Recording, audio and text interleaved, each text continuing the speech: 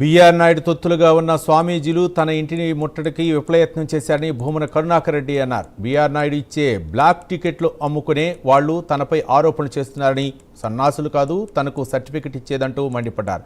కొండపై జరిగే అన్యాయాలు అక్రమాలను ప్రశ్నించినందుకే సాధువులచే తన ఇంటి ముట్టడికి ఉసిగొల్పారని భూమన ఆరోపించారు.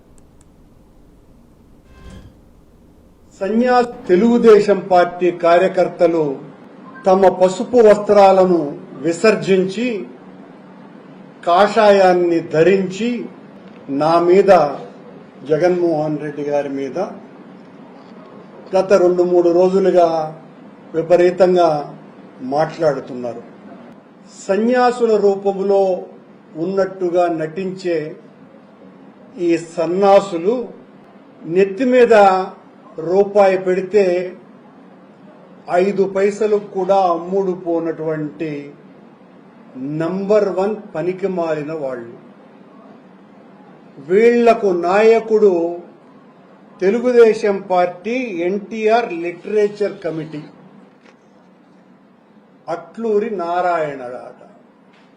ఈ కాషాయం ధరించినటువంటి ఈ కసాయితనం ఉన్నటువంటి వాళ్ళు, పేరుకు కాషాయం వేసినారు, మనసంతా కసాయమే, కసాయితనమే. ఇలాంటి వాళ్ళు మాట్లాడితే నేనేదో అదిరి బెదిరి భయపడి ఇంటిలో ముడుచుకొని కూర్చునే రకమని అనుకున్నట్టుగా ఉన్నారు.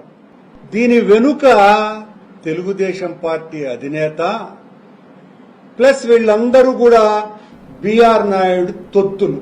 తెలుగుదేశం పార్టీ